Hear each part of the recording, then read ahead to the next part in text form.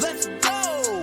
This is the Media Circus. Who's your host, Taiisha Bradley? Got virtual and live events to browse, pitch, and repeat so gladly. And she got that online subscription for publicity leads.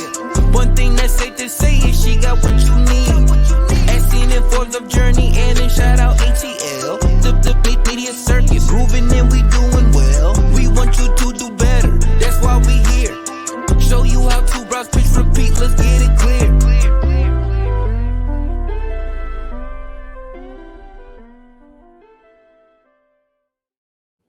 Hello and welcome to the next episode of the Media Circus Podcast with your hosts with the mostest, Taiisha Bradley, celebrity publicist. I'm super duper excited because I had one of my kinfolk today, another publicist, Aaron Crisler here today. Is it Crisler or Chrysler? I'm sorry, boo. It's Crisler. If I was Chrysler, I probably would be sitting up in the Chrysler building right about now. But yeah, it's right. Crisler. Aaron Crisler. Yay! Yeah. Hey, how are you? Aaron. Great to be here with you, Taiisha. I love that opening. Like, it had me jamming out here a little bit. It's new. I think this is only the second time that I've used it. So, yeah. Oh, I love it. So, you guys, let me tell you about Aaron. Aaron was born and raised in the outskirts of Atlanta, Georgia, ATL. And has over 2 decades of experience in the entertainment industry. Aaron moved to Nashville in 2005 and began as a photographer and quickly gained trust in the industry, working countless celebrity events, red carpet, and award ceremonies in Nashville, LA, and New York. Aaron stumbled into public relations, documenting a client in the studio when they were notified of their project being selected as a Grammy nominee. Aaron asked the client if they had a publicist to work the carpet. They replied, no, we didn't even think about that. Who should we get? Me, replied Aaron. Okay. Aaron accompanied the artist on the Grammy red carpet, his first duty as a publicist. The rest, they say, is history. Aaron serves his clients with integrity, excellence, and attention to detail. He also serves on the board of directors for Delilah's Point Hope Charity, the board of Jason Crabb, and volunteers with the Bridge and Proverbs 12:10 Animal Rescue, among others. You guys, welcome my friend, my neighbor, Aaron Crisler. Yes. Welcome to the Hello, podcast. hello. Wow, that's a great intro. It's almost like I wrote it myself. Almost. Yeah, it's funny. It's like you say 2 decades of experience. I'm like, I'm only 25. I don't know how that happened. Exactly. I actually, in all seriousness, I've been in the business for about that long, maybe even 25 years. I started like fresh out of the gate. And I was telling some people this on a show, like I was on a local show on the NECAT network. You know what this is because we're Nashville area. Yeah. And I mentioned that, and they were like, wait, how? Aren't you like 20 something? Right, exactly.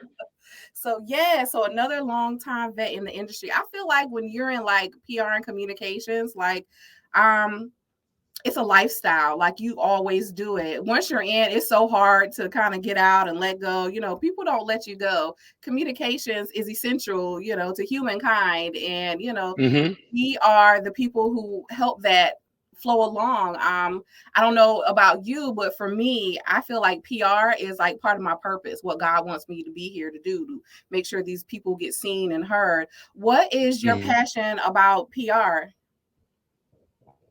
I feel very much the same way. I work in both Christian and secular. In the Christian world, we call that secular. So both the mainstream media world and the Christian media world. And I truly feel, my name is Aaron, and back in the Bible ages, back in Bible times, Aaron was like Moses' spokesperson. And I did some street research and some study, and they kind of consider Aaron as one of the first publicists because he helped get Moses' message out there. I think it's Moses. I may be getting the Bible stories confused, but I think it's Moses. And so I really do feel like, I named my business Conduit. I was sitting in church one morning, and my pastor said, I just want to be a conduit. We're here to be a conduit of God's love and God's mercy and God's hand to everyone that we come into contact with.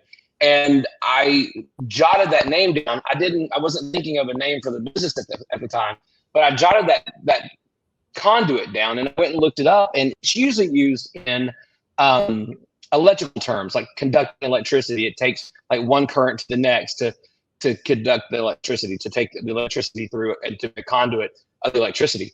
But another word of that is to relay a message. So I kind of feel like I'm the conduit between the artist, the project, the book, the whatever's going on, to the media, to the audience. And so that's why I named my business Conduit. But I've always felt like, with the Christian clients that I serve, I always feel like I'm fulfilling a ministry purpose in my own life, even though I'm not in ministry per se. I used to sing and be on the road. But even though I'm not in ministry myself, when I help people become more famous, that's getting the gospel out, the message out, the ministry out to more people. And even with people like Delilah, who is a believer, but is not a Christian DJ host. She does love songs at night. Every night when she gets online and she gets on the radio, and she's talking to these people, she's giving them hope and inspiration every single night. And, if I make her a little bit more famous, more people get inspired, more people find hope. With the Property Brothers, I work with the Property Brothers from time to time on special projects. When they do something, if I get the word out a little bit more, we'll have more entertainment, more, inspiration, and they're very uplifting and inspiring people. So I really do feel like it is my purpose. I feel like it's what God has been preparing me for my entire life. I came into publicity kind of late. I moved to Nashville in 2005 and started doing photography, as the bio says. And I was in the studio with a client. They said, "Hey, we got nominated for Grammy." I'm like, "Great, who's your publicist? Who you got going with you?" They're like, "What's a publicist?" And I'm like, someone, that like will pitch you to all the people, all the photographers, all the reporters, everybody on the red carpet. And they're like, "Oh, okay. Do we need one?" And I said, "Yes, you need one." And ever since then, I've been a publicist. My very first publicity role was the Grammy Awards red carpet 2010. And I've been doing it ever since. So, but I really do feel like God placed me in this plane. I think he put me on this path. I've been a singer. I sang at Dollywood. I sang gospel music for a little while. Sang in my church choir. I ran sound for my church. I used to do web design, started doing social media. So I've kind of been around all of it. Right. I've been the artist. I've been the singer, and I've been the behind the scenes person. And I love. I eat, breathe, and sleep publicity, and I love it. I feel like I feel like it's my calling. Yes, awesome. That is so awesome to hear. All the things that you do, and I think when people are in communication, especially publicists, we do a little of everything, right? We do a little graphic design, we do social media, Yes. We do marketing, we paint signs, we glue rhinestones on things, like all the things to make it together. So let me ask you this, because I love red carpets. And I had my first opportunity to do like a really official red carpet last year in Nashville for the Dove Awards. I filled in for another publicist who was in LA who couldn't make it. And I loved it. And I had done some things kind of similar to a carpet, but never like literally the red carpet. When I tell you, I'm supposed to be there, the electricity coming from the carpet, the vibes, the excitement, I was like, Lord, you wanted me to be here to feel this. So amazing. So let's talk about red carpet things, because who else could I talk to about this? Right. Why people need to be on the red carpet, because the red carpet, I likened it to like the stockroom trading, like the NASDAQ, the bell rings, and then, everybody go. So let's talk about like the dynamics of the red carpet. And, I think that people think red carpet, they think of, walking down, smile picture, and they continue to go. And while that is a very small part of it, let's talk about like what really happens, what usually doesn't like make it to TV. Yeah. I mean, my very first red carpet experience was the Grammy Awards. Now, I had been, as a publicist, I'll say this, as a publicist, because as a photographer, I had done the CMA Awards, I'd done the ACM Awards, the CMT Awards, the Dove Awards, the Christian Country Music Awards. I've done all kinds of things. But the very first thing I ever did as a publicist was the red carpet at the Grammy Awards. And I'll give a little bit more backstory to that to kind of set this up. When I approached that client and said, excuse me, when I approached that client and I said, you need a publicist, and they said, who should we get? And I said, me. The next day, their manager called me and goes, Aaron, what are you thinking? I was like, what? And he goes, man, this was a Christian music group. And he said, they don't care about Christian music at the Grammys. And I said, well, and I don't know what gave me the gumption to say this. I said, well, they're not going to care if I'm not there. And so I called a friend of mine, Jackie Marushka, who was at the time the vice president of public relations at Sony BMG. I think it was just Sony then, Provident Sony Christian Music. And I said, oh no, what have I done? And she goes, oh, this is perfect for you. This is right up your alley. You're going to be great at this. And she gave me some tips, and I took those tips with me to the Grammys. And I told my client, I said, listen, you're probably not going to win because I think this other guy's going to win. But our job is to get more publicity than the person who does win. And I went before the show. Obviously, I mean, if you're watching this podcast or listen to this podcast, you probably know about tip sheets. You know, obviously, get your tip sheets. Well, no, you gotta get your tip sheet. I don't know. So your tip sheet is that's why they're here.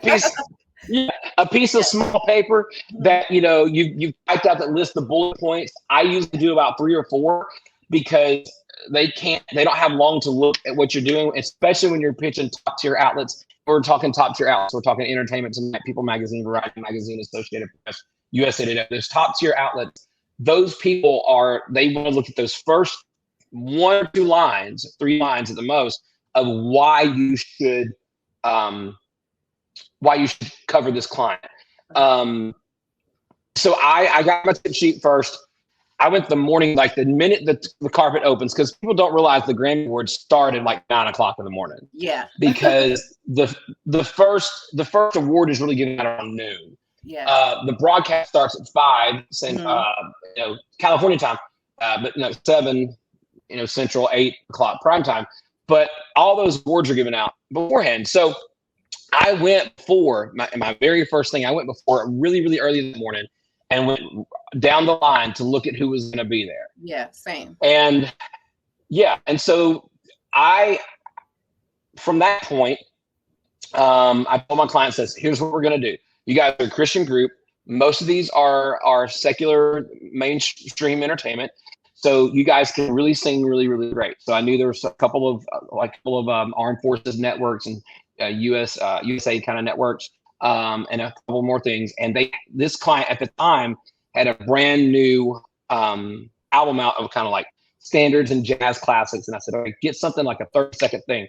So our thing was they were all very sharply dressed in suits and ties. And one had even like a feather bow tie that was like the hit of the season. It got them on some best dressed blogs. So I said, here's our strategy. And we went through our strategy and it worked. And what a lot of people don't see, I guess, going back to your question really, was a lot of people don't see the hours of waiting that you do on a red carpet. They do see the hour entertainment special, used to be with Ryan Seacrest and John Rivers. They see that, but they don't see the 5 to 6 to 7 hour long carpet. Right. And they don't see the vying for attention. You've got Beyonce behind you coming up and you're like, but this is why you should take 30 seconds with my guy. And so, and there are times, one of the first years I went, I had a client that said, they said, oh, I think we're going to stick out. He was a real country boy. And he was like, I think we're going to stick out so much here. And then he looked behind him and saw Lady Gaga come with an orb on her head. And he's like, well, maybe we ain't gonna stick out near enough. Sticking out is good on the carpet, though. It's a good thing. It is. It's very, very good. So I don't really know if that answered your question. I mean, Yeah. you know what a lot of people don't see is just the sheer volume of people that are there. It's a zoo. It's wall to on wall. the carpet. Excuse me. I can't get by. I'm stuck here like being at a concert. And then they don't see the people who are handling the carpet going, wrap it up. You got to move. You got to move. You got to move. I'm like, I'm not moving. I'm doing an interview right now. You got to move. We got to move. You got to keep the carpet going. I'm like, but we just got here. That was something that I was really surprised about. So the publicist that I was filling in for, you know, she did give me some info, told me, you know, gave me a list of the media outlets. We highlighted the ones that, you know, that she wanted most important for her artist. She also warned me of the ones that we would probably not get, or, you know, it would be like a really long time. So because you can waste a lot of, I wouldn't say waste, but you could lose a lot of time trying to vie for like one of the big networks.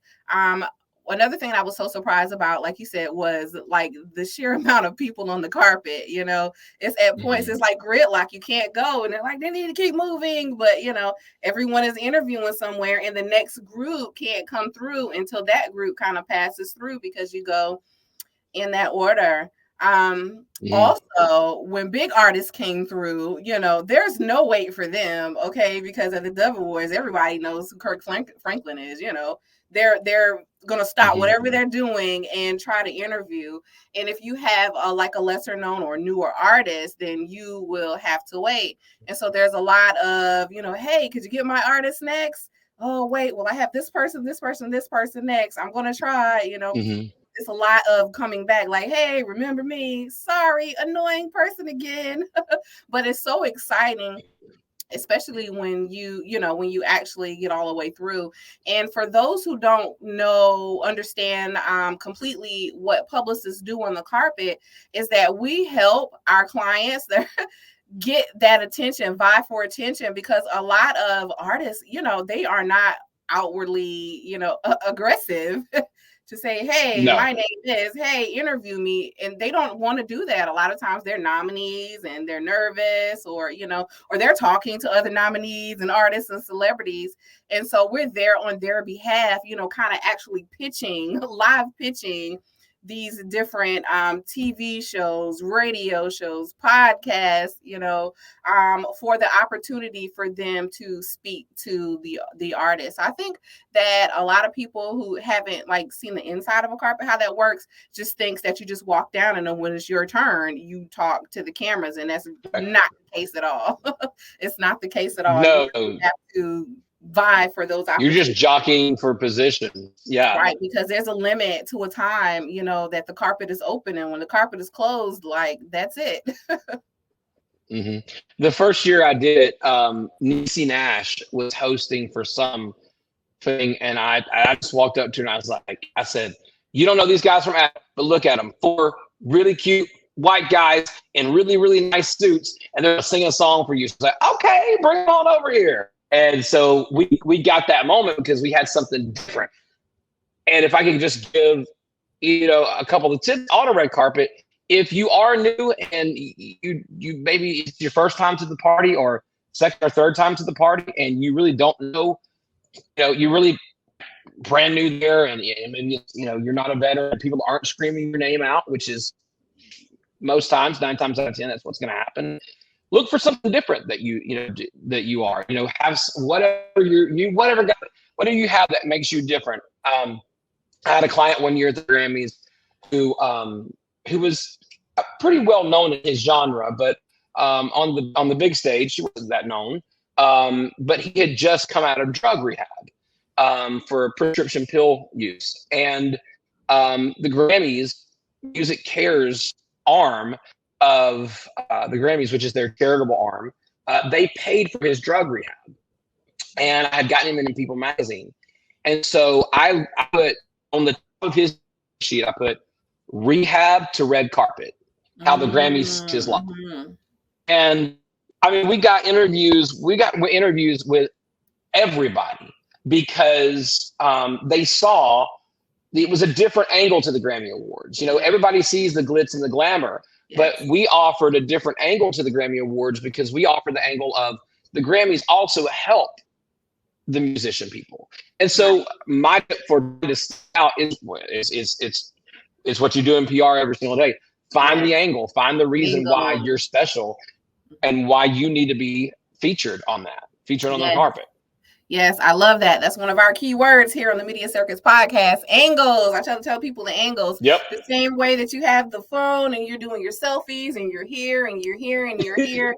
You're looking for the best angle, the best lighting. When you 100%. are in the media, you are looking for that best angle. So the first angle might not be a good one. They might not like it. We'll try this angle. We'll try this angle. We'll try this angle. They like this angle, right? So people, kind of get discouraged when they pitch and it doesn't land. Well, it might not be the information or the story or the news, but it might be the angle that you don't have right. So try another angle. That's awesome. That's awesome. I like that. Rehab the red carpet. That's very, grabby, very short, grabby. Like, hey, what does that mean? So let me go back to your tip sheet, right? So you have a tip sheet, with the bullet points. Did you just have that for yourself that you read off, or did you pass that out? Oh, I pass it out. And now what I've also started doing is this last time I started doing a QR code. Also, now that's something I don't know if it's going to catch on. I did it because I thought, you know what?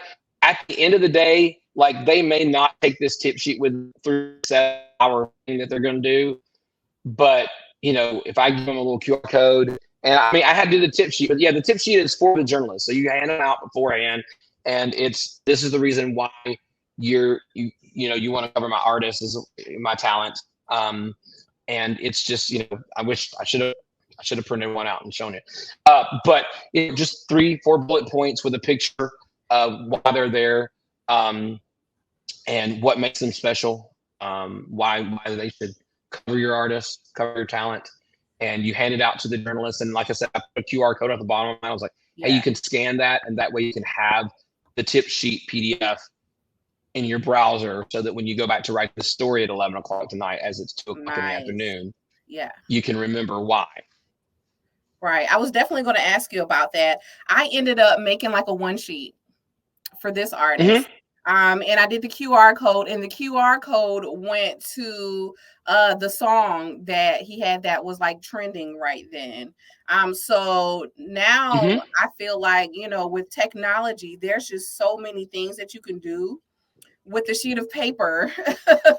Yes, to absolutely. make a pitch. Okay. So this was the artist that I represented on the red carpet, and I just can't continue on without saying that unfortunately this talented man passed away a few weeks, maybe a month or so after. I thought so.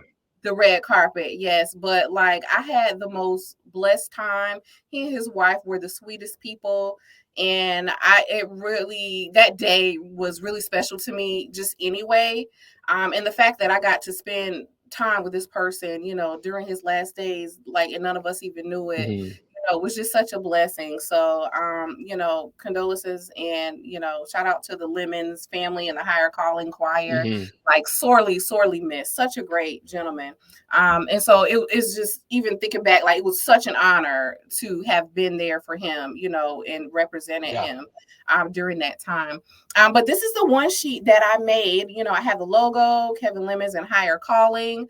That is the choir that he was over, but he was also a solo artist, and actually one of the first artists signed to Bishop Hezekiah Walker's His House Entertainment record label. And you see, I have that right there at the top, right? The Kevin Lemons and Higher Calling, the choir, because the choir was very, very noted. Also that tidbit, and also His House Entertainment, because that's Bishop Hezekiah Walker. So when you first look at that, you see that QR code, the song that's trending, and all the information that you need to know. So if they wanted to know more, for later on writing up a story, I have information about Mr. Lemons, about his background. But what I also did was added some information about his wife, who's very present, with the label and the artist and the choir, and she was with us as well. So I included her because, she was, not doing the interviews, but she was with us. So I thought, it would make sense to include if people were say, well, who's that? And then on the second page, I just have some different photos of Mr. Lemons, and then just like a little short bio about him. Some highlights in some places like that he's been seen, like on BET's Sunday Best, and that was super helpful because BET Gospel was there, and everybody was vying to get in BET Gospel. But like you, I went to that carpet early, and I talked around, and I made friends with Miss BET, and so we were able to come by. But also that helped that he was a part of Sunday's Best. And then I added social media information, and then I added the PR content for his actual publicist. So if you were wondering, that's great because you've got everything that you need there. They've got all the information that they need to know about him. And like, this is who he is. And if you work in media long enough, you're going to know these people. You're going to, when you walk into a carpet, you're going to know. And the other thing that not a lot of know is also taking our phones and doing like this to our client. And we're telling them, now, she has a 3-year-old baby. The last time you saw her, she was pregnant with him. So you should congratulate her and say how little Susie, now she's 3 years old, can't believe she's doing that. Hey, how are you? Good to see you. they don't see us whisper in their ear. Yeah. So I do that a lot. Do a lot of that coaching and that memorization and because you know what, here's the thing, it's not disingenuous. It kind of came off disingenuous stuff. It's not disingenuous. These people know who they are, but in the moment of a red carpet and they've got their wife, they've got their kids, or they've got their whoever's with them, label, whatever's going on, they get a little, especially artists or creatives, and they get the little creative brain and things are spinning. And they know they can see the person. They just like, how do I know you? I know you. I know we talked before, but they don't remember the details. But because you've gone ahead and did your homework before, you know who's there. And so you're like, oh, remember. And then your client goes, oh, yeah, I remember that. And they did remember it, but you just have to remind them. Yes. And even the media, you would think that, that some people are easily recognizable, but the media will have a sheet of the artist and a picture of them so that they can recognize them when they see them. They need one for the media also. They probably need one the other way around as well, but it's really like that much going on. And then, everyone is like dressed up and in suits, and people are starting to look like a lot when everyone is dressed up. That's why it's so great to stand out on the carpet, because after a while it becomes like a sea of gowns and suits. Awesome. 100%. What do you recommend for any of my artists, friends, listeners, audience that want to get on the red carpet but do not have a publicist? How do you recommend that they find someone to help them out on a red carpet?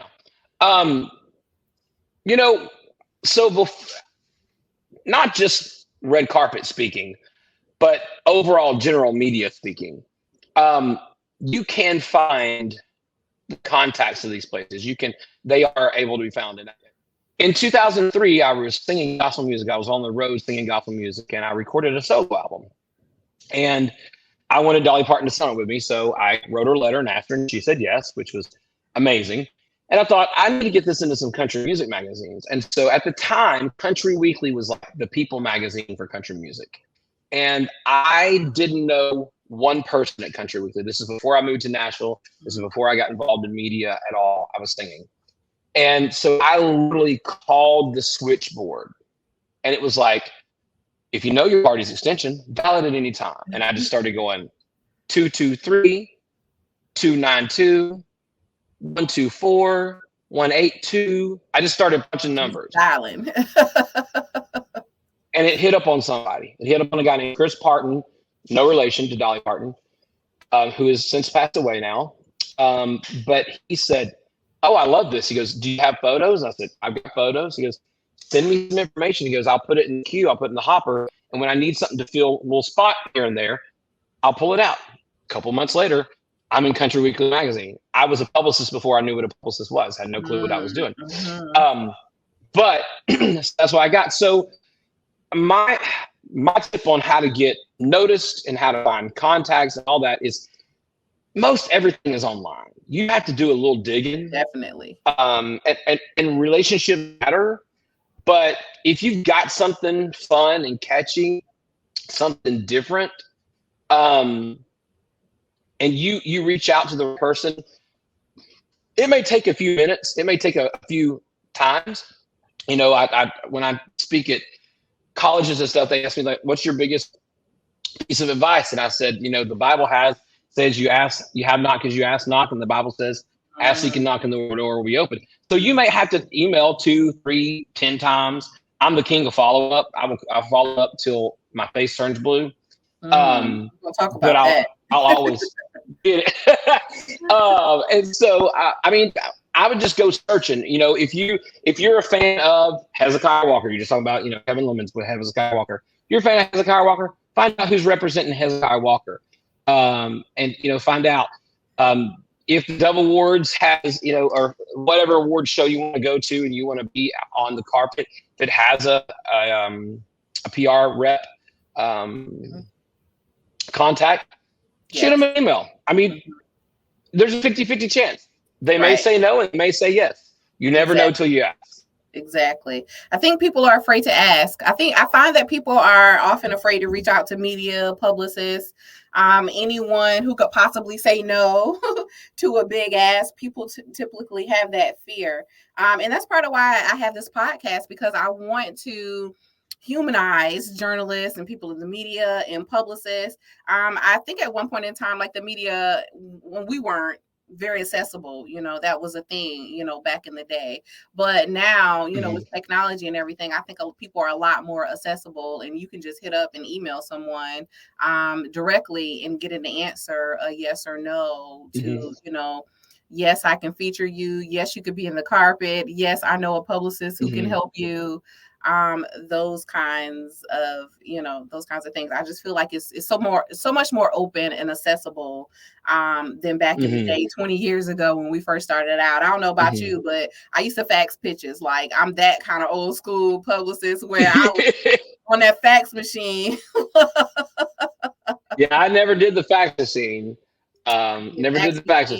Did desk side pitches. You know, that was a thing. And I actually love that. And I'm coming back with that in a new, exciting virtual kind of way. But even desk side pitching, you know, I don't know how many times I've stopped by like a radio station to do like some desk side pitching. And so if you don't know, it's pitching in person, like stopping by a radio station, a TV station, talking to the editor and actually like pitching them like right there face to face. Like that used to be a thing. It's not really a thing anymore because of technology and email.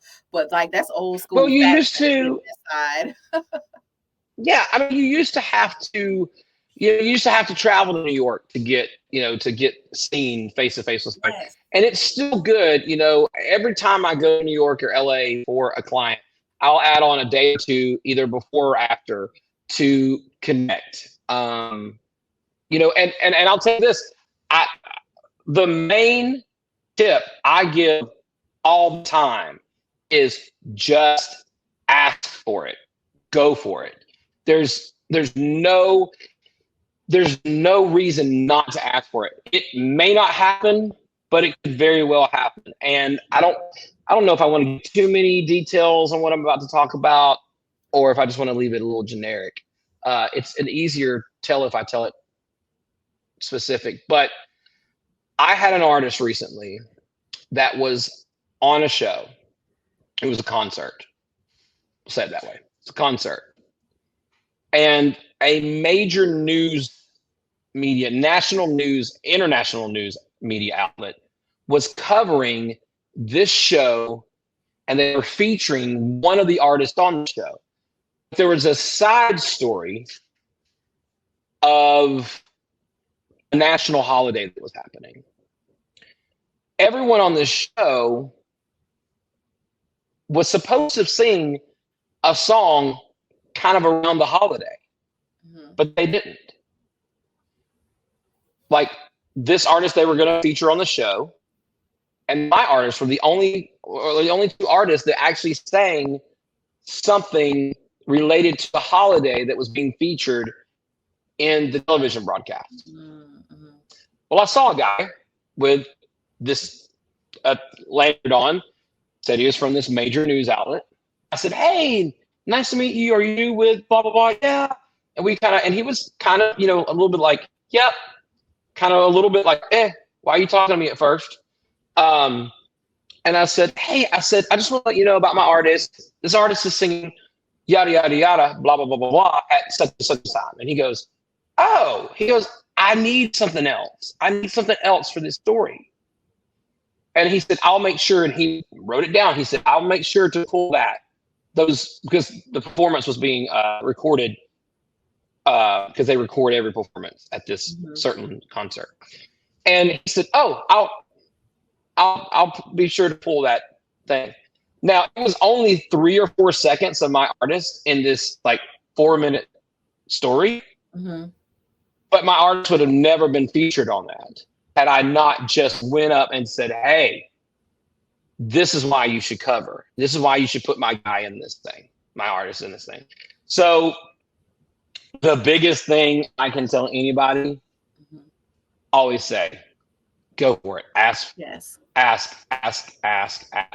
Why not? Yes, ask. And I try to lead with being helpful, I'm helping you get more interesting content. I'm helping you get a better angle of what this is, ask, from a place of not just self-serving, but also helping, because, these people are working, they're trying to produce the best thing as possible. And, it takes a village. And so, asking and offering from like a place of help, like who can say no? Oftentimes I feel the answers usually in media and pitching is not no, it's just not now, right? Because either it's angle or it's timing. It's not no, it's not now. So guess what? Yep. Circle on back. You said that. Well, and that's, Taiisha, you have a good point. I always take a no as not yet. Yes. That's my thing. Me too. I call it not now. Not no, but just not now. Yes. Awesome. Good talks. I love talking about these things. And this is a little bit different, being talking about the carpet. I'm typically, I'm interviewing journalists on the podcast, and we're talking about pitching and those things like that. And we are going to talk about those because I know my listeners love to take good notes on that. But first, we are going to take a little break, and I'm going to play an ad, and then we're going to come back, and I want to talk to you about like media tours and press tours. Does that sound good? Let's go. All right. We're going to break. Looking to show some love for the Media Circus Podcast with Taiisha Bradley, celebrity publicist? Here's how. Hit that subscribe button to stay up to date on all the latest episodes. Leave a review and share your media wins for a chance to be featured on the show. And by subscribing to Media Circus Publicity Leads on Patreon, you can support the podcast and get instant access to publicity opportunities for TV, magazines, major blogs, podcasts, and even red carpet events. So what are you waiting for? Show your support for Taiisha Bradley and the Media Circus Podcast today. Yes, and we are back. So I'm ready to talk about press tours, publicity tours, media tours. They go by many names, but basically it's when you are, when an artist, it doesn't even have to be an artist, when someone is going around and they're going to different news outlets to give interviews and coverage. Typically people are promoting something, some kind of news, an album or release, a story, anything like that. So what kind of experience do you have with like media tours and press tours, Aaron? Yeah, so because I live in Nashville, Tennessee, so much of media that we handle, that I handle is here in town, but also New York and LA. And several years ago when we were setting up the Delilah book, Delilah wrote a book called 100 at a Time. And so several years ago when we were setting up that book release, Delilah's son had committed suicide a year prior. while she was in the middle of writing this book, and she didn't think she was going to finish the book. And so she finally finished it. I had met Robin Roberts with Good Morning America, with another client of mine, Gloria Gaynor at the time, during an event, and me and Robin got to be friends and, friendly acquaintances and contacts, and began emailing back and forth. And Robin emailed me and she said, "Hey, when Delilah's ready to talk, I'd like to chat with her. I'd like to talk to her." And I said, "Okay." So the Good Morning America interview that we did had been set up for at least 6 to 7, 8 months. And that's probably a good thing to say right now. If you do have a top tier talent and you're going for top tier media, if you have a release in December, your reach out should start in May or June. You're contacting those people because these major TV shows, they book 6 to 8 months out in advance. Yes. Long lead. Now if you have Beyonce, you can do something like, "Hey, I'm dropping something tomorrow." That's a different story. But if you have top tier talent, it takes time to set all that up. So we did a 2-week media tour. We did 3 days in New York and then came home and then did 3 days again in New York. Wow. And we did a whirlwind of publicity. We did Associated Press, we did Reuters, we did Anderson Cooper, we did Governor Huckabee, we did People Magazine, we did People Magazine. Jeez. We did AOL Bill at the time was there. We did Good Morning America. We did the Today Show. We did CBS This Morning with Gayle King. So we did, and I know there's 20 I'm forgetting. But it took time to set all that up. And thank God we have a wonderful driver in New York that we use. We've used him for years. The driver is very important. We have because he knows how to get in and out, into all these little alleyways and stuff. Yes. And we would literally be leaving an interview with 15 minutes to the next one, and speeding down, going somewhere, trying somewhere, and so that's. Setting all of that up takes time and takes strategy and takes logistics. And if you get a top tier outlet for networks, one of the big 3 or 4 networks, it's going to be hard for you to get your on another one of those big 3 networks because they don't like to compete. Right. They don't like to have the same client on. Now, thankfully, because of Delilah and the situation, everybody took her. So I'm glad. I'm glad that all happened. But it took a good 6 months to schedule all of that and get all of those logistics worked out. And so that was all for 6 days of media basically for a book launch in October, and we started. Like I said, I had Robin Roberts locked down probably 8 months before the book ever came out, and then we had, and then all the other. And another thing to say is when you do land that first top tier media outlet, it's always a hassle and a hurdle to get that first top tier media outlet. And once you get that first top tier media outlet, then you say, "Hey, we're releasing." I set up another campaign just about a few months ago, and I said, "Hey, we're releasing at 10:05 with People Magazine as an exclusive, but at 2:00 we'd love to go with your story." And then I would go to somebody else and say, "Hey, at 6:00 I'd really love to go to your story." So there was a constant trickle of media popping out about this client every few hours. Yeah. And so it was just a news cycle all day long with this client.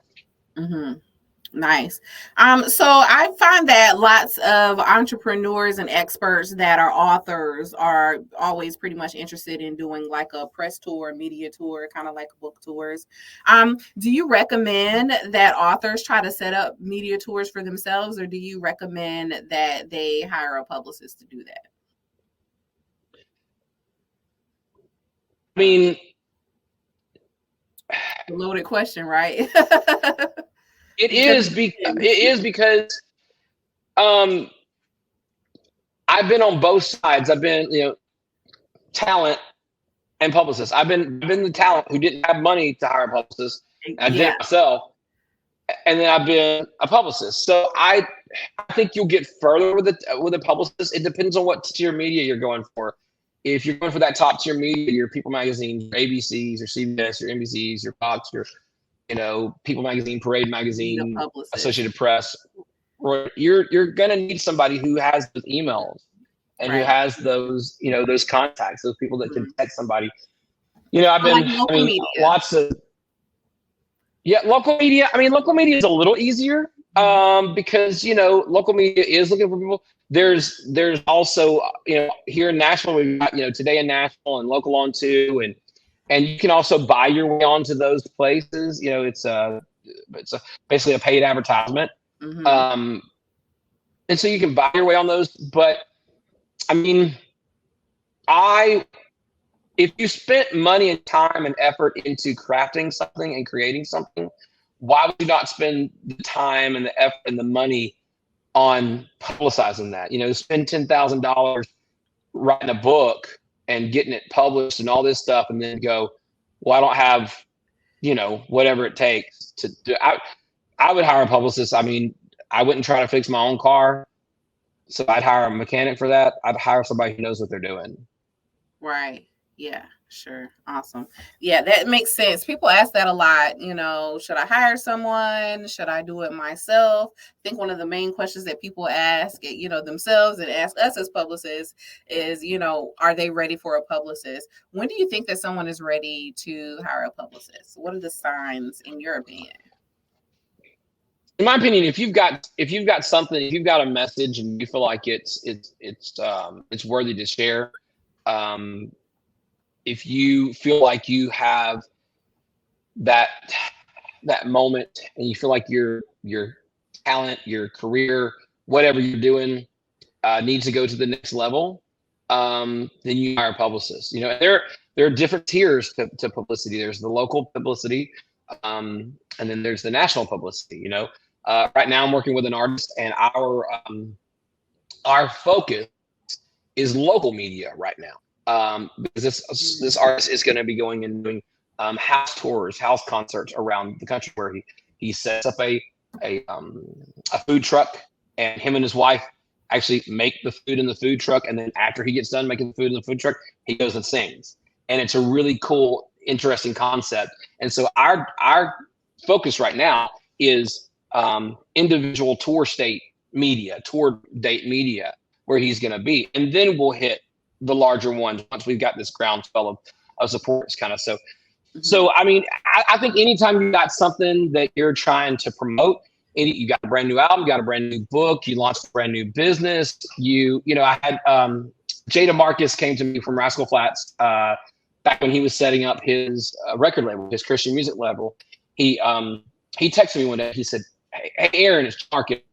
Give me a call. Get a minute. Now, I've worked with Jada Marcus through the years because one of the artists has used him as a producer, and I've seen him, around town with Rascal Flatts and the whole 9 yards. And so I was like, wonder what me.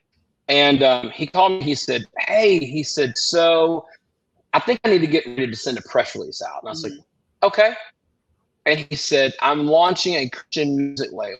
And I said, well, Jay, you need more than a press release out. I said, you're a Grand Ole Opry member. You've sold millions and millions of records. You won all these awards, and you are starting a record label, and not just a record label. You're starting a Christian music label. I'm like, we need to do a press conference. And so we did. We did a press conference at the Analog Hotel, invited everybody. Nobody knew what was going on. Nobody knew what was happening. And we announced it to, the industry and everybody. And it got major press because it was brand new, breaking news. In fact, it was so funny.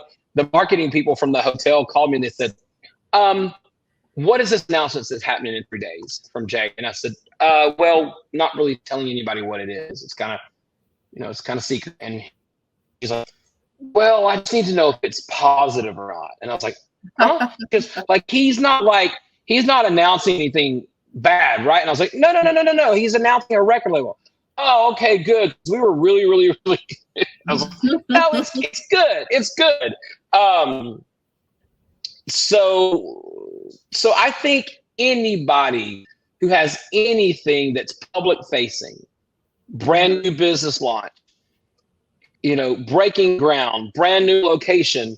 If you're a meal prep service and you're offering a brand new set of meals, you can send that out to your newsletter, but why not try to hire somebody that can get you on the local news or the state news, state newspaper, Tennessean, wherever you're at, to try to get you a little bit more notoriety and a little bit more anytime you have something newsworthy. I think it's time to hire a publicist. And if you're a touring act, if you're doing, 50 to 100, 200 dates a year, you're already out there trying to make yourself known. So I would absolutely hire a publicist. Nice. Yes. Awesome. Thank you for that. Let's talk about something that you were touching on. You talked about them wanting to know if it was good news or bad news that was announcement. Do you think there's such a thing as bad publicity? It depends. Another loaded question. It depends. If you're someone who bad publicity is going to hurt your character and your morals of who you are and who your fans know you to be, then yes. Mm-hmm. So if you're someone who's all about sobriety and being drug-free and all this, and you get arrested for a DUI, that's bad publicity. 100%. But if you're a Hollywood person and you're out one night, and you make a fool out of yourself at the club, I mean, it's really bad publicity. Your name is still in the paper. Right. I don't know.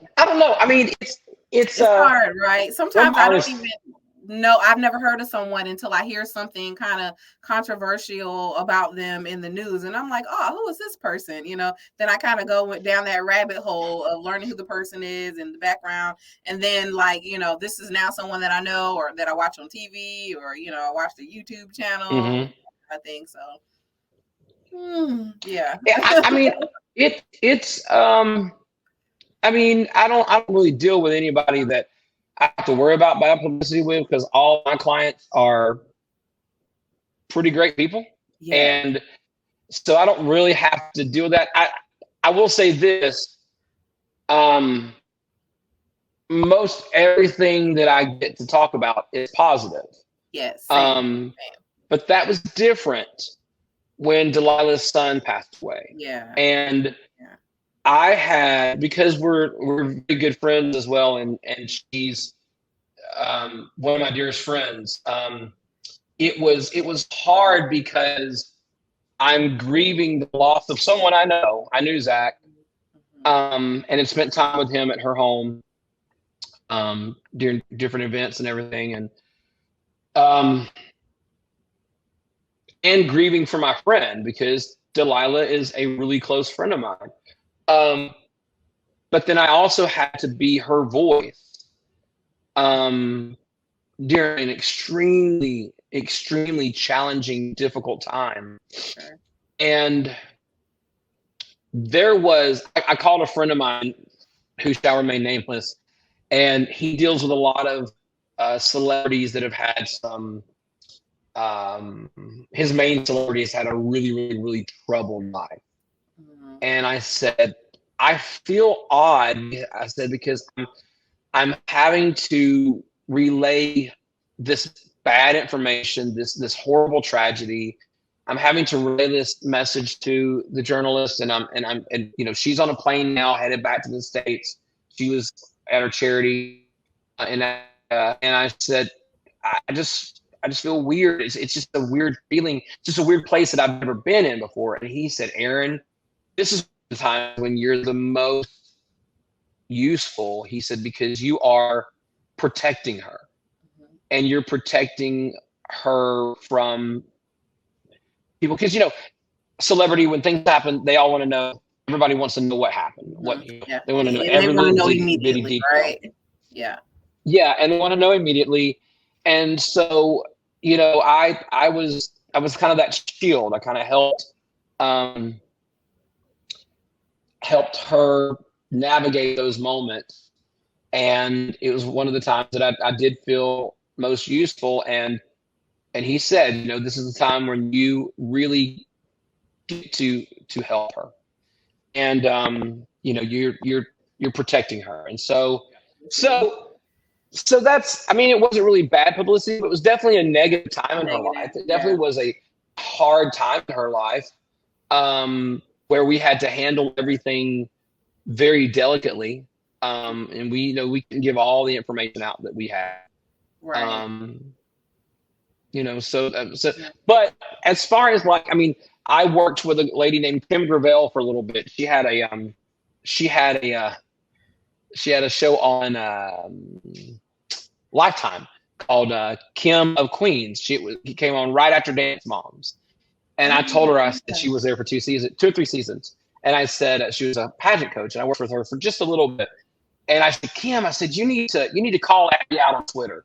I said you need to call her out on Twitter and tell her she doesn't have to be mean, doesn't have to do this. I said just call her out. And she goes, Aaron, that's just not me. She's like, I'm not a mean person. I don't do that. And I was like, yeah, but it's not bad. It's just, you just need to, you know, toss a little fire on her and say, you don't have to be mean to get people to do what you want them to do. Yeah. And she's like, it's just not me. So I don't know. I mean, there can be bad publicity, but it depends on what, you know, if you're a rocker or you're a hip hop artist or you're a, you know, if being a bad boy is your game, or your brand, yeah. So it depends on a part. Like if it's your brand, yeah. Right. So let me ask you this. Yeah, if it's your brand. Yeah. You were gonna get Kim to poke Abby, right? So let's talk about this because I am a big YouTube fan. Like I watch all the like celebrity gossip, reality TV stuff. Like I don't even know how I got down that rabbit hole, but I love it. Like every day I'm finding out like what's going on. And these YouTube bloggers, they say these things that I feel like it's like poking the bear all the time. Let me know what you think about this. Every time something happens, right? They're like, oh, it was a publicity stunt. This is just a publicity stunt. Their publicist set this up. I'm like, listen, that's not what a publicity stunt is. And most publicists, like, we don't want the smoke. We don't want problems for our clients. Like, we don't put them in situations that are controversial. We are here to do the opposite. What do you think that people have when people call things like publicity? Oh, that's a publicity stunt. It's just a publicity stunt. Do you feel like that's overused or incorrectly used? I don't know. Because, again, if it's your brand, I mean, keeping it out there, you know, everybody's like, you know, in Hollywood and LA and New York, paparazzi run rampant. They tried to open up, they try to do paparazzi here in Nashville, and nobody will cooperate with them. They won't give them tips on where people are. I don't know. I don't know. I don't know if it's overused or not. Yeah, I feel like people kind of overuse it. Like, you know, they'll say, well, you know, they did this or someone said that. It's just a publicity stunt. And when I think of a publicity stunt, like a professional publicity stunt is something that is like very orchestrated. It's usually like a part of a campaign or a promotion or things like that. It's usually not like mess and trouble and rabble rousing. You know, sometimes people do things for attention, but I wouldn't call that a publicity stunt. I don't know. Keep your ears open and see if you start to hear that a lot, because I feel like people are throwing that around a lot lately. Oh, it's just a publicity. Yeah, they do throw it around. They do throw it around, but also in this new world, you know, when I first started PR in 2010, print was still very, very, very, very heavy. Now I still love print. I still love getting something in People magazine. I can actually go buy it and look through it and see it. But you know, the online is usually there forever. But the whole media world has changed, you know. So I think some things can be publicity stunts that don't Yeah. So I think anything that kind of gets your attention now. I don't know some of these fights that people get in, and I'm like, seems kind of forced. But again, I don't know. I think the term is used a lot for something that may not have been a publicity stunt, but now it did get publicity. Okay. Oftentimes people talk about publicity stunts. One of the main one is like setting up your client with another celebrity or a person for publicity. So as a publicist, have you ever set up a client with someone else for publicity? No. And I don't know anyone who has. I haven't, but I do know back like in old Hollywood times, the 40s, 50s, 60s, they would set people up. There's a great book that I read when I first kind of started down this journey. It's called Star Maker: Life as a Hollywood Publicist with Farrah, the Rat Pack, and 600 more stars who fired me. And it's by a guy named Jay Bernstein. It's all about like old Hollywood. It's about the Rat Pack, Sammy Davis Jr., Frank Sinatra, Dean Martin. He talks about Suzanne Summers he worked with Three's Company, with the Thigh Master thing. He talks about Farrah, and he talks about how he got started in the industry. And so he shares some of the stories like that. The one I thought was the most, this is a classic PR stunt. So he started working with Tom Jones. It's not unusual to be loved by anyone. Yeah. So he started working with Tom Jones. And he had this brilliant idea. Tom was not catching on. And so, but Tom was doing like these like showrooms, these Vegas showrooms, these lounge acts. And so he had this brilliant idea to go get the manager of the hotel or the general owner or whatever, the guy running the hotel, to print off fake keys with fake room numbers on them. Like with room, the old room keys. Yeah.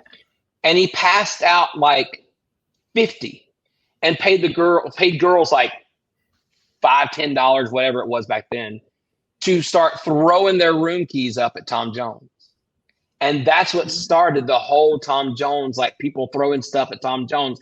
And it caught on. They're like, well, if all these women are throwing themselves at him, it must be a sex symbol. That was one of the most fun stories out of that book.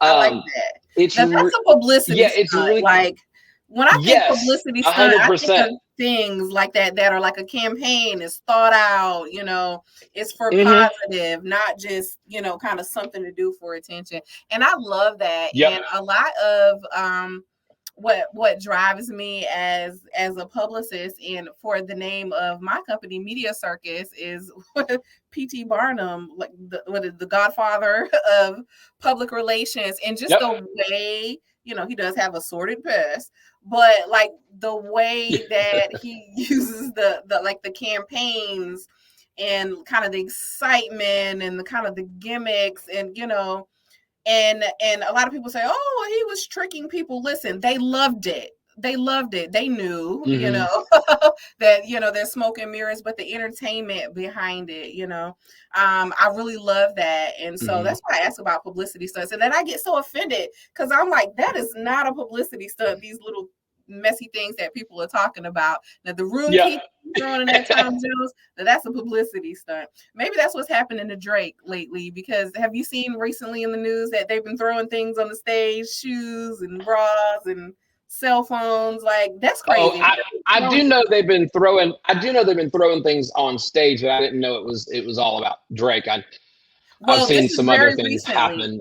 Something very recently happened with Drake, like a couple of days ago, where they were throwing all these things, and like they're like throwing grown men size shoes up there. Like at one point in time, it used to be like bras and panties from the ladies, kind of back in the olden days when people used to do that. But now they're throwing like shoes, cell phones. Depending on what concert it is, they might be throwing weed. People are, I don't know. It's so weird to be on the stage now, but the room keys. Absolutely.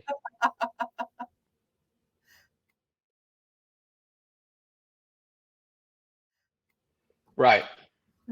Awesome. So I'm going to ask you some rapid fire questions because you requested that. You like those, and I like to do rapid fire as well. I'm going to try to. I thought it'd be fun. You thought what? Kind of fun. Oh yeah. I thought it might be kind of fun. I like when people do that to me as well. And so I don't know. Some of these will be fun. Some of these will be kind of business wise, but some are yes or no. But okay, so here we go. Question number 1. Do you use HARO, help a reporter out? Sometimes. Okay. Do you use Quoted? Sometimes. Okay. I will peruse for both of those. I will peruse things, and if something sticks out, I'll pull it out. Right. Same. But yeah, I feel like they're getting oversaturated now that people know about them a lot. And then I think that some of the journalists on there could use some more refinement, but it's neither here nor there. Have you ever heard of One Pitch, which is a new AI? It's a new AI publicity platform. Yes. I think I signed up for it. I can't remember if I've used it yet, but I have heard of it. Okay, yes, I've signed up too, and I am a rep for One Pitch, but I need to go ahead and set up my account and get all the way in there. I was part of the beta part. And so what I think is really cool is that, now AI, PR, we're getting a little bit of the AI love. We weren't necessarily in that. It was a lot of, content creation things. But I think that's really cool to be able to, put in certain terms and be able for AI to create like a media list for you. I think that's pretty awesome. Mm-hmm. What do you think about AI? Good, bad, or dangerous? I think I've used it. I think used in conjunction with human touch, it can be a benefit. Because sometimes, as writers, we're creative. You have to create and you have to craft something. And you can sit there for hours writing a press release and just not like it. Mm-hmm. And so I've used it to say, like, I put in the information and like write a press release about this, click. And then it'll like, in 1 minute, you're done. It's done. You're not done, but it's done. And so I will read that and then like, oh, I like that. I like the way it said that. I'll pull that. Or I don't like the way it said that. I'm not going to use that. I've also used it like if a client gives me a quote and I put it in there and I'll say, rewrite this quote. Mm-hmm. And I'll let it rewrite the quote. And I'm like, oh, I like that. I don't know if I like that. And then I'll send it back to the client and say, hey, I tweaked your quote a little bit. What do you think? We all do this. If it's news to you, sorry, but we all do this. We all help write quotes for our clients. Quotes. Most of the time I write the quote and I'm like, is this fine? They're like, yes. What she said. And so I will put it in there and be like, hey, rewrite this. And then if I like it, I like it. If I don't, I don't. Sometimes I'll use some, sometimes I won't use some. And sometimes it just gives you an outline of like, okay, great, I can pull this. But I've also written in there just to see if it works. Like, list the top 10 media outlets in Saskatchewan. And it'll go, and then you go to Decision or Muckrack or wherever you're using, and you pull, the information for those lists. It won't give you the contact information, but I think, as that's for PR, I think it's a good thing. I think it'll be fine. Again, with human touch, I am a little bit worried about all this robot artificial intelligence, about these robots I see on TV that like we can learn to have feelings. I'm like, I don't need Transformers happening. Yeah. I don't need my poster oven turning into a real thing and shooting things at me. So I'm a little worried. And the people that built it, they're worried too. So if the people that built it are worried, valid. That's the rapid fire question. That was detailed. Rapid fire. I'm such a. But okay. That's okay. But it's like, listen, it's a hot topic. Everybody's kind of talking about it, and it's starting to affect, kind of all the industries now that I'm noticing. Yeah. You talked about being following up, right? So oftentimes when I pitch one time, I pitch that first time, and then I'll do a follow-up. And then if I don't hear back after that second follow-up, I won't pitch again. I'll kind of circle around. But you said that you are a follower-upper. How many times do you follow up a pitch? I follow up until you may not say yes or no to me, but you're gonna get, or you may not say yes or no to me, but you're gonna give me some kind of answer. You're gonna say something. You're gonna tell me something. Because here's the thing, I think there's a difference between people who are working on 100 clients and people who are working on 5. Right. If I sent you a pitch, it's because I believe in it. And if I believe in it, and I believe it to fit, I'm going to keep pushing on it until you tell me to stop. I kind of tell people, like, I use the old Bible illustration of the woman that crawled, and she said, if I can just touch the hem of his garment, I know I'll be healed. And, she fought her way through the crowd and kept tugging on and he's like, who is touching me? Who's touching my garment? Who's pulling on my robe? And I have a tenacious follow-up game.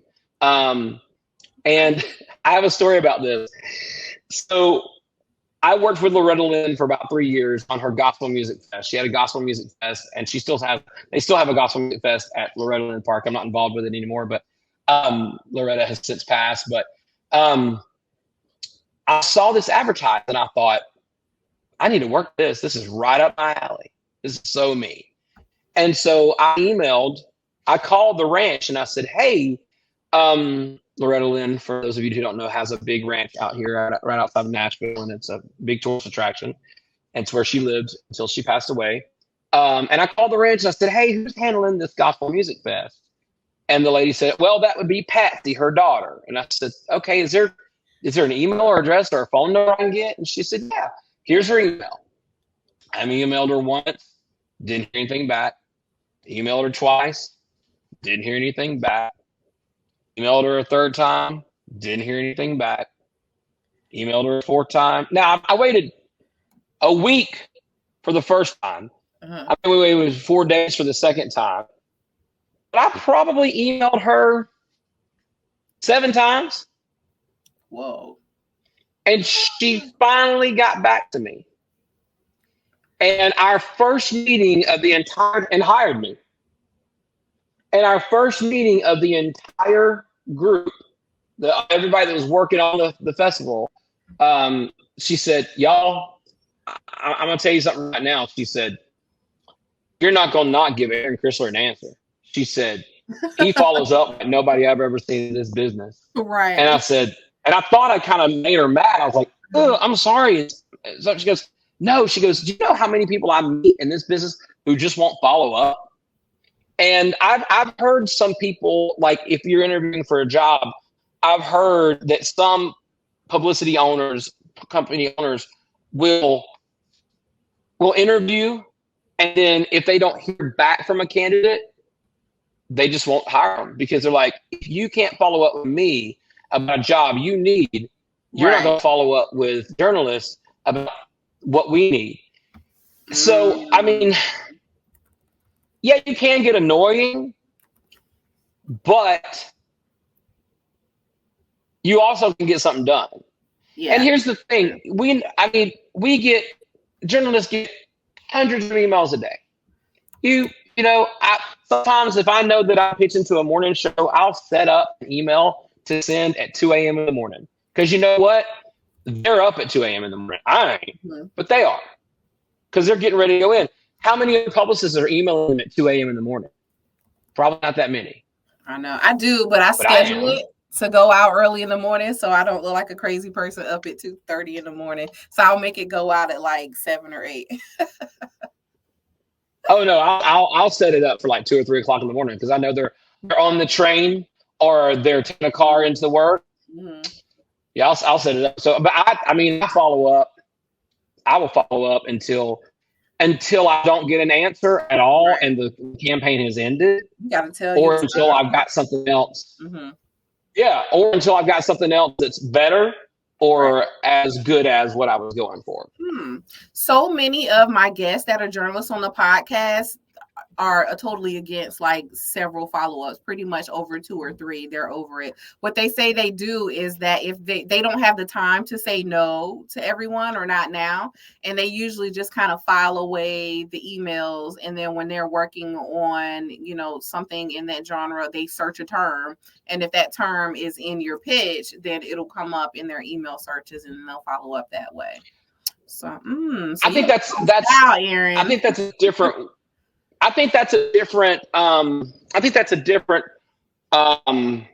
most of mine are project driven. So like, okay, this project is coming out on this date. Oh, yeah, I need totally this on that date or this date. Now, if you're dealing with an expert who's like a plastic surgery expert and you're just pitching them as an expert, then I can see not following up, 7 times. You know, and so it depends on what you're pitching. And, you know, I mean, it depends on the follow up. I think so. Like if I had a veterinarian I was working for, and I, working with as a client, and we were talking about how to keep your pet safe during the summer, I would pitch them a few times, and then knowing that that's not it's not something I don't have to get this right now because the veterinarian isn't releasing a book, but with time sensitive things, I absolutely will just follow up until I don't get an answer or you give me an answer. Nice. And they may get mad, but I mean, hey, right. Y'all gonna answer Aaron. I mean, and you know what? I mean, I've gotten everything in life because I just asked for it. Right. And so I'm a little boy from a trailer park. I grew up on the outskirts of Atlanta, Georgia, in a trailer park called Rouse Mobile Home Park on Bankhead Highway, home of the Bankhead Bounce in Atlanta. And so I grew up very poor, and everything that I've gotten in life is because I asked for it. And so I'm like, you're going to cover somebody. Why not cover my people? Nice. Absolutely. So Aaron, this is my favorite question I like to ask my guests, and I ask this at the end. If you could be featured anywhere in the media, on a magazine, TV, radio, wherever, where would it be, and what would the headline be? It would be featured by the Media Circus Podcast. Hey! Hey! I don't know. I don't think I can give you an answer. People get stuck on that a lot. Would it be something entertainment? Or, would it be for you as talent? Or would it be you as a publicist? What about you're very, listen, I struggle with this word, philanthropic. Would it be for something like that? Like, I'll probably say this. Okay. I'm not sure if this anywhere in the world, anywhere like that. I would probably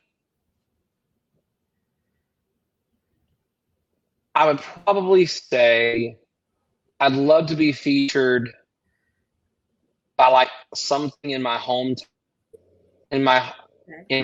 state. Yeah. Because I've gone on and made something of myself when I was probably one of the least likely people to make something of themselves. I never did well in school. Yeah. I never did well in school. I was great at making relationships in school. But I was not, I didn't do well. I wasn't super popular. When I say I was making great relationships, I was always great at making great relationships with people in charge. Like my last year in high school, I was a principal's aide to one of our assistant principals, administrative principals. for like 3 periods out of an 8-period day. Like the teachers were your friends. Yeah, and so like was always able to make also. Yeah, and so I think probably something like, you know, from I'll tell you what, Taiisha, I've got a book in me called From the Trailer Park to the Red Carpet. Okay. And one day I'm gonna write it, from the trailer park to the red carpet, because I literally have gone from nothing to being, you know, I've gone from playing in the dirt at a trailer park, growing up as a poor kid, to, you know, being at 6 Grammy Awards and multiple CMA festivals, you know, watching Property Brothers host, you know, the CMA Fest with 40,000 people in the stand, you know, looking at them, just dreaming that they could be where I'm at. And so I'm grateful to God for where I'm at. I'm grateful to God for the opportunities that He has given me. Every good gift comes from the Father above. And so I think, you know, let the people at hometown maybe to inspire some kid that's in school right now. You know, like I'm not doing well in school, and I'm not, I'm not an A student, and like, child, I wasn't even a C student sometimes. And so, just inspire somebody else that, like, hey, just keep going. You're going to find your lane, and it's going to be all right. I think probably, that would probably be the most meaningful to me, is to do something at home, because, it's where I'm from. My family still lives there. My mom, my sister, and so, yeah. So, nice. I love a good hometown hero story. I feel like people say, I want to be on the cover of, Forbes. I'm like, have you been on the cover of your hometown magazine? Let's start there. That's your low hanging fruit for your publicity, and everybody loves a hometown hero. So start pitching yourself like in your own hometown. That's a great place to start for people. I think that I love that, Aaron. I never even thought about that for myself to, go along with it, so I could be in the good old Sumter Daily Item from a small country town in South Carolina as well. And I don't know if I mentioned it like while we were on air, but I'm in the Nashville area too. That's why I call Aaron my neighbor. Yeah. So but your hometown is in Georgia. My hometown is in South Carolina. We just some good old country folk on the red carpet making it happen. 100%. Yes, 100%. Awesome. Thank you so much for being on the Media Circus Podcast, Aaron. Yeah. Edit all of my bad parts out. Listen, we're all good. We're Facebook friends on Instagram, and I'm like laughing at your post, hearting your posts. When things aren't going the best, I'm sending the praying emoji hands for you. So just know that you are valued and loved and admired. So are you. Thank you so much for having me on. I appreciate it. Publicist, you're really doing it. Setting trailblazers. Well, thank you so much. All of us. Yes, thank you so much for having me on. I really appreciate it. Awesome. Thank you so much. So, guys, I hope you took a lot of notes. We talked about some different things on this podcast today, but I'm so glad that I got to talk to another publicist, so you can kind of hear the things that we talk about and that we go through, to better help you understand what it's like to work with a publicist, the things that, we kind of deal with. And hopefully you have an idea of what you would need to be ready when you're ready for a publicist. So thank you so much, guys, for listening. Until next time, we'll see you.